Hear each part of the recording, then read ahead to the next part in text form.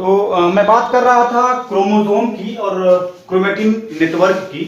तो मैं आपसे ये बता दूं कि जो क्रोमेटिन है वही ऑर्गेनाइज्ड हो जाता है और इट फॉर्म्स अ क्रोमोसोम। और ऑर्गेनाइज इसीलिए हो जाता है जब उसको सेल डिवीजन करना होता है। ठीक है, तो ये मैंने यहां लिख दिया है कि it is visible during cell division. ये आपको ध्यान में रखना है कि जो क्रोमेटिन फाइबर है या जो क्रोमोसोम है, ये जो आप देख रहे हैं थ्रेड लाइक स्ट्रक्चर, ये इसकी जो डिस्कवरी थी वो वाल्डेयर ने करी थी। वाल्डेयर ने बेसिकली ये नाम दिया था क्रोमोसोम इज कलर्ड थ्रेड। ये साइंटिस्ट का नाम है जो आप हायर क्लासेस में डिस्कस करेंगे।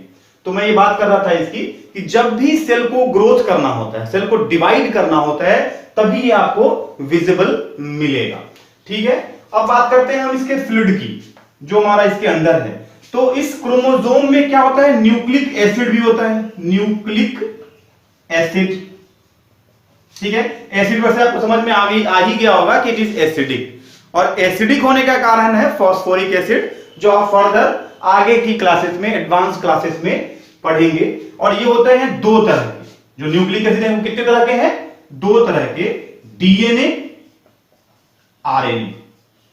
ठीक है, डीएनए एंड आरएनए। जो डीएनए है हमारा, यही इसका जो काम है, जो मेन फंक्शन है वो ये है कि ये जेनेटिक कैरेक्टर को ट्रांसफर करता है, या यूं कह सकते हैं हम आपको आपके लिए आसान करने के लिए कि ये उन कैरेक्टर को ट्रांसफर करते हैं जो पेरेंट्स से बच्चों में जाते हैं, और जिसको हम हेरिडिटरी कैरेक्टर के नाम से जानते हैं। ठीक है, तो जो डीएनए है वो है क्या, it is deoxy ribo nucleic acid, ये इसका फुल फॉर्म है। ये आपको ध्यान में रखना भी चाहिए। ये मोस्टली देखा गया है कि आपको पूछ भी लेते हैं कि what is the full form of DNA.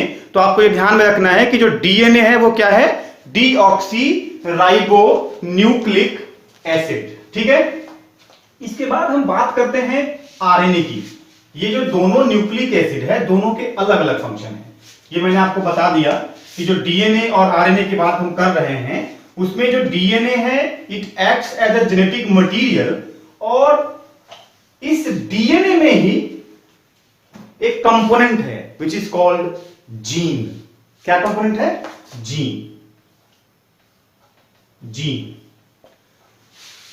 इसको हम सेगमेंट ऑफ डीएनए के नाम से जानते हैं, सेगमेंट ऑफ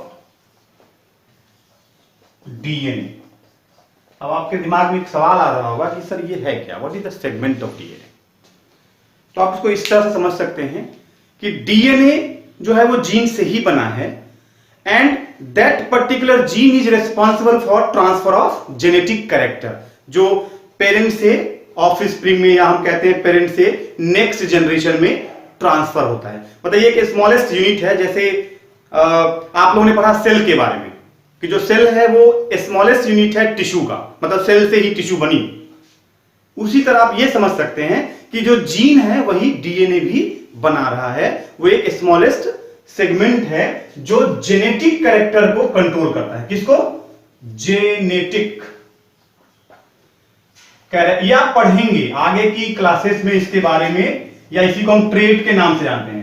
आगे की क्लास क्या, मैं आपको ये बता दूं, आईसीएससी और आईएससी में तो बहुत जल्दी ही पढ़ना होता है बच्चों को, 7th 8th में ही इसके बारे में उनको पढ़ा दिया जाता है। लेकिन सीबीएसई के बच्चों को ये 10th में पढ़ना है कि जेनेटिक कैरेक्टर जो है या जो ट्रेट है, इसी को हम फैक्टर भी कह देते हैं। ठीक, ये कौन कंट्रोल करता है, जीन, और ये है कहां, डीएनए। अब इसको अगर हम आपको थोड़ा सा आसान करने के लिए कुछ हम एक फ्लो चार्ट बना दे जो आपको नोट्स के फॉर्म में भी काम आएगा, तो आप ये इस तरह से लिख सकते हैं कि सेल में होता है न्यूक्लियस, न्यूक्लियस में होता है क्रोमोसोम। मैं ये शॉर्ट में लिख रहा हूं, ठीक है, आप ऑडियो सुन के स्क्रीनशॉट लेके अपनी नोट्स में कॉपी कर सकते हैं। ये बहुत ही काम की चीज है जो आगे भी आपके बहुत काम आने वाली है। सेल के अंदर न्यूक्लियस, न्यूक्लियस के अंदर क्रोमोसोम, क्रोमोसोम के अंदर डीएनए, डीएनए के अंदर जीन, और जीन के अंदर जेनेटिक कैरेक्टर, जेनेटिक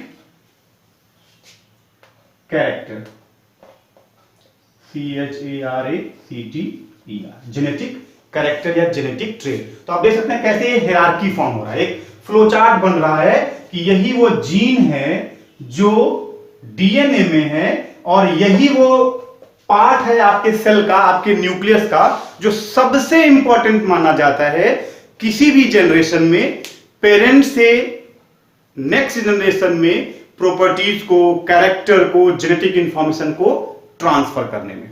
और इसका जो फुल फॉर्म था मैं फिर से एक बार लिखा दूं, ये बार बार आता भी है एग्जाम में, डीऑक्सी राइबो न्यूक्लिक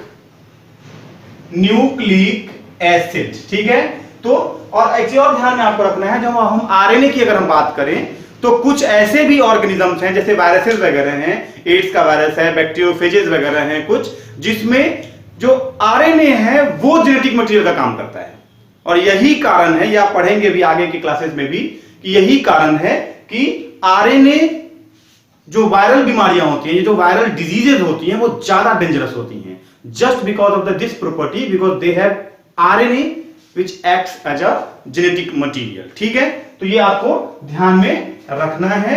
जो आरएनए है मैं उसका भी पूरा नाम लिख देता हूं, आपके लिए आसान हो जाएगा, राइबो न्यूक्लिक एसिड।